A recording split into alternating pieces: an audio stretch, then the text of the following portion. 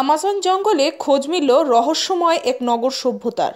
বলিভিয়ার ল্যানোস D মোজোস savanna জঙ্গলে এই শহরগুলির খোঁজ পাওয়া গিয়েছে। বহু বছর ধরে ঘন গাছের ছাউনির নিচে লুকিয়ে ছিল এই শহরগুলি। আরও জানব আরেকটি নতুন এপিসোডে আপনাদেরকে স্বাগত। আজ আমরা জানব আমাজনের জঙ্গলে এক প্রাচীন রহস্যময় নগরের খোঁজ মিলেছে তার সম্পর্কে। চলুন জেনে নিই।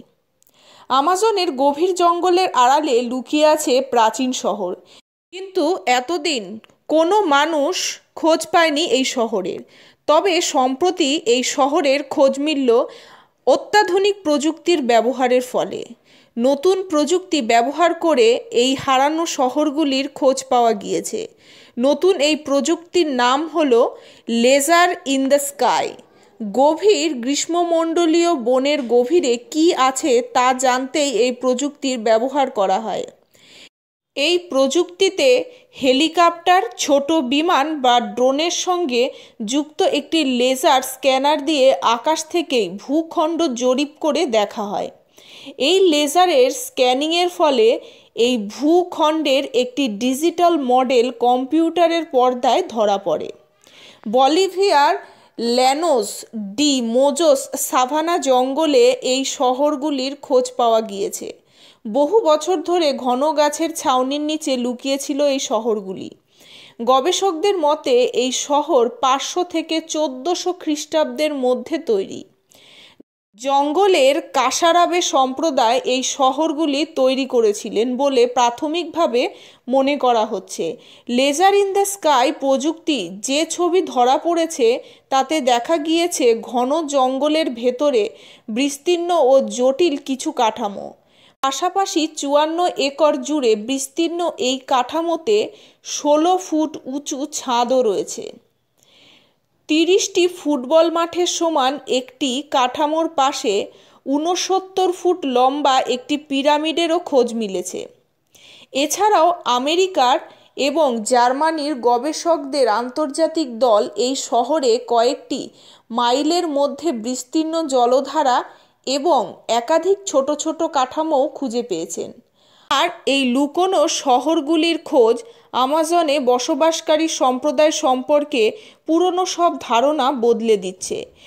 গবেষকরা মনে করছেন বনাঞ্চলে বসবাস করলেও আমাজনে এমন কিছু সম্প্রদায় বাস করত যারা সময়ের তুলনায় বেশ কিছুটা এগিয়ে ছিল।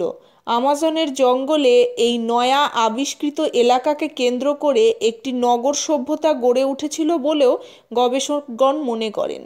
একই সঙ্গে এই শহরগুলির প্রাথমিক গঠন দেখে মনে হয় যেন এই সভ্যতার মানুষরা স্থাপত্য কার্যে বেশ নিপুণ ছিলেন এবং এই এলাকা যথেষ্ট পরিকল্পনা মাফিক তৈরি করা হয়েছে বলে গবেষকরা মনে করেন। বিংশ শতাব্দীর শেষ পর্যন্ত মনে করা হতো আমাজন অঞ্চলের বাসিন্দারা মূলত শিকারী উপজাতি এবং আমাজন অঞ্চলে দক্ষিণ পশ্চিম প্রান্তে থাকা মোজোভ সমভূমিতে বছরের কয়েক মাস বন্যা হওয়ার কারণে এই এলাকার বাসিন্দারা স্থায়ী বসতি গড়ে তুলতে পারেন না। তবে সাম্প্রতিককালে সাভানা বনাঞ্চল জুড়ে হওয়া আবিষ্কারের এই বদ্ধ মূল ধারণা অনেকটাই মিথ্যে প্রমাণিত করেছে। এই লুকোনো শহরগুলির চারপাশে একটি প্রাচীর দিয়ে ঘেরা ছিল বলে মনে করে গবেষকরা।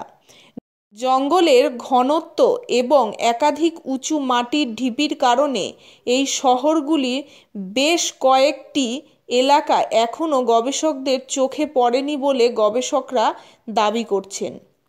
আমাজন জঙ্গল নিয়ে বিশদে জানতে গবেষকরা প্রথমবার বায়ুবাহিত লেজার প্রযুক্তি ব্যবহার করেছেন, আর তখনই লেজার চিত্রে এই শহরের ছবি ধরা পড়েছে। তবে জঙ্গলের মধ্যে এই শহর এলাকাগুলিতে কতজন মানুষ বাস করতেন তা এখনও অনুমান করা সম্ভব নয় বলে জানিয়েছেন গবেষকরা।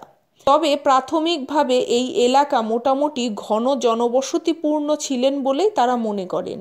এখানকার বাসিন্দারা কেন এই শহর ছেড়ে চলে গিয়েছেন তার আসল কারণ এখনও পর্যন্ত জানতে পারেননি গবেষকরা। ভিডিওটি ভালো লাগলে লাইক, কমেন্ট, শেয়ার করতে ভুলবেন না। ধন্যবাদ।